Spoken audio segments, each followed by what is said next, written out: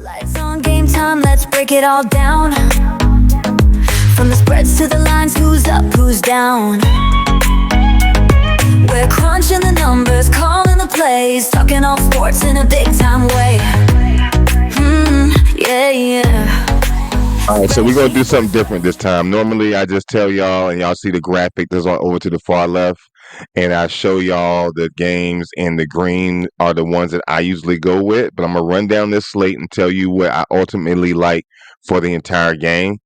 And then I meant for the entire slate, and I also made these bets already that I'm gonna tell you. All right, so for some of the games, they weren't paying enough for me to take the money line or whatever position I thought. So I found something else so I could have something on that game. But here is that particular ticket. Okay. I'm going to run this down and you can take screenshots of it to create your version of how you think it's going to be. But this is ultimately what I see. So first, I'm going with the Commanders. Uh, um, and I'm also going with for the Miami game, I'm going with the Jets over 16.5 points. I think this is a trap game. I would go with the Jets for the money line, but I just didn't want to do it on this ticket. But I may do another ticket and take the Jets on the money line to beat the Dolphins. It seems like a trap game to me. The Dolphins are more than capable of winning this game, but I just think that something hanky happens and the Jets ultimately pull this game out in the very end. Um, Titans and the Browns. I like the Browns to win that game. I ended up going with for the Browns game. I went with Tony Pollard for 50 yards rushing and receiving, and I went with the Browns to win the game. For the Steelers and the Ravens game. Steelers in the Ravens game, I ended up going with 25 for Mark Andrews receiving yards and 15 yards Pat Fryermuth. Gave me some nice plus G's. It brought me back above that for that game. Um, who do I think is going to win? I think the Ravens end up winning that game. I just didn't like the price for it. That's why I went and did some props to try to make something better than the price they were giving out on the money line. The Steelers are going to come in and it's going to be a physical game because it's just a hard, tough division game. But uh, I just couldn't go with them. Aaron Rodgers and them are not looking good enough, and he has some weapons, but it's just not clicking for them. I think that the Steelers will win the second game in Pittsburgh, but this game, much needed win for the Ravens, even though Lamar is running real gingerly. Um, I just think that they overpower and they persevere through this and they end up winning the game, maybe even a field goal to win. Seahawks in the Falcons game, I ended up going with Seahawks minus 3.5, and I went with AJ Barner for 25 yards receiving. Okay. So that's what I like with this game. Yes, I like the Seahawks to win the game, but I went ahead and took the spread, but I took an alternate spread. Colts and the Jags. The data says that I should go with the Colts. I ended up going with what did I end up doing with for this game? I ended up going with the Jags to win this game.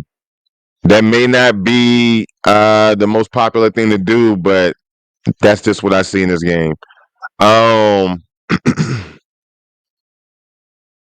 for the Saints and the Bucks, I like the Bucks to win the game. Wasn't paying me enough, so I made my own game out of this one, and I ended up going with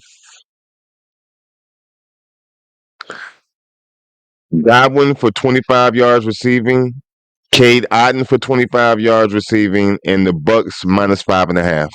Gave me a nice plus 242. Okay. Um Bengals and the Bills game. For the Bengals and the Bills, I ended up going with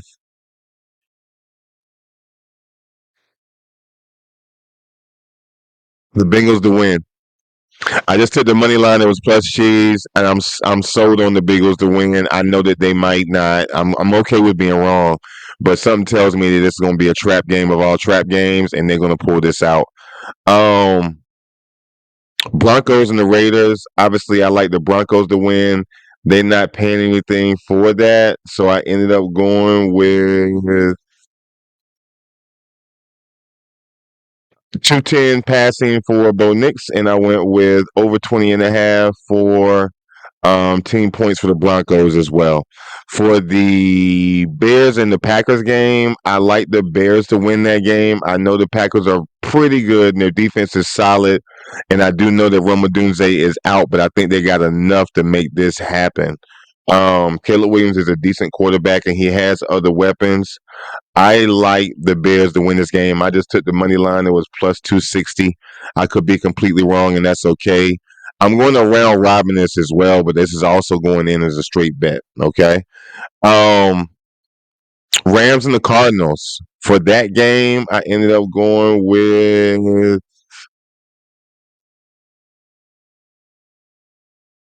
I went with 40 yards receiving for Devontae Adams, and I went with 70 yards rushing and receiving for Kyron Williams. Okay. For the Texans and the Chiefs game, nail biter. Which way do we go? Which way do we go? Which way do we go? For the Chiefs game, I ended up with going only over 3.5 field goals. I could not take anything else. I wanted to do Travis Kelsey. I wanted to do Rashee Rice. I wanted to do CJ Stroud with pass. I wanted to do a lot, but I had to sit myself down and be disciplined and just not do anything with that game. Not touching the Eagles game in this one, but who do I think is going to win the Eagles game? Not quite sure. Chargers can, but Justin Herbert got some things going on injury wise, and I'm not sure if he can figure it out. The Eagles may finally unleash Saquon Barkley. Good game. I'm gonna have another video for Monday Night Football, but on the preliminary, that's what I think for this game. All right. So what I did for this particular ticket is this is my round robin. Okay. You're looking at it in the form of a straight parlay. I just put 20 cents on this as a parlay. I don't care if the parlay hit. I put some decent money on this ticket for the round robin. You choose your threshold of what you're willing to put on it. Um, but it's a really balanced ticket. I think it's pretty good. I know I usually give y'all the grid of the round robin and tell y'all what to go and pick. But again, I'm trying to let this be a teachable moment for everybody about round robins. So with this particular strategy I have, I'm just basically choosing things that I think are going to happen in this game, regardless of who wins or who loses. And there are some that I went ahead and jumped off the porch and said I think that they're going to win. But this is how this round robin goes. Again, this is a round robin, not a super parlay. Feel free to do whatever you want to do with it, whether it's taking a couple of games out of this ticket or if it is, in fact, doing the whole thing, doing half of it, doing one thing. Do whatever you want to do with it. Screenshot it, do whatever. I'm telling you what I did, and this is what also is a really good strategy for a round robin, and I do very well with round robins. They're very profitable for me every day in whatever sport that I'm partaking in. Okay, so for this ticket, I went with money line for the Ravens and Kenneth Gainwell 30 yards rushing. That's the first game. Second game for the Broncos and the Raiders, I got Evan Ingram 30 yards receiving. Adam Totman over one reception, over a half a reception. So that's just one time he got to catch the ball. And Bo Nix 225 yards passing. TJ Hawkinson, 3.5 receptions, over 2.5 field goals for the whole entire game. I also went with Chase Brown, 75 rushing plus receiving, and Dalton Kincaid to score a touchdown for the Bengals in the Bills game. I know it's going to be snow, but I like Kincaid for an easy dump off into the end zone, whether it snows or whether it doesn't. It's just a close target. Um, you can take Kincaid for yards as well because I think he's going to have a good game because of the conditions. Jonathan Taylor, 100 yards rushing and receiving. Trevor Lawrence, 20 yards rushing. Alec Pierce for 40 yards receiving in the Colts and the Jazz game. Jags should be able to pull this win out. Injuries on the Colts side may prevent them from being like as good as they can be. and what we've seen all season. And maybe they overcome that adversity and they really shine. But we're going to find out in this game. But that's what I like for that game. Then I went with Devon Chain, 100 yards rushing and receiving. And I went with over 2.5 field goals in this game and over 19.5 points for the Dolphins. Okay. Then I went with Jackson Smith Enigma for a touchdown. I went over 2.5 field goals for the entire game for the Seahawks and the Falcons. And I went with AJ Barner for 30 yards receiving. And then I went with Cole Kmet for 2 receptions. I went with over 2.5 field goals made. And I went with over 16.5 points for the Bears. Okay. I'm heavy on the Bears to win this one, but this was a way to get in and still take advantage of the value um, without having to actually bet the money line. But that's what I like for this round robin. Round robin. Say it with me. Round robin on my Dr. Umar. Say it 3 times, right? Say it 3 times. Round robin, right? Like Candyman. Say it 3 times and the money will appear when you turn the lights out. Trust me. This is the best strategy to go where you don't really have to be too stressed about hitting or not hitting. You're going to hit. You're going to hit a little bit or you're going to hit a lot.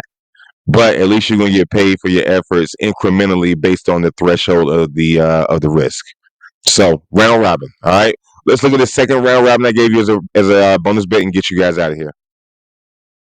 All right, guys. So here's the second round robin that I have for you in the bonus bet. Again, round robin. I can't stress it enough. Okay. How we're going to play this particular strategy is we're going to start with Debo Samuels for anytime touchdown. That's all I'm putting on that game. Okay.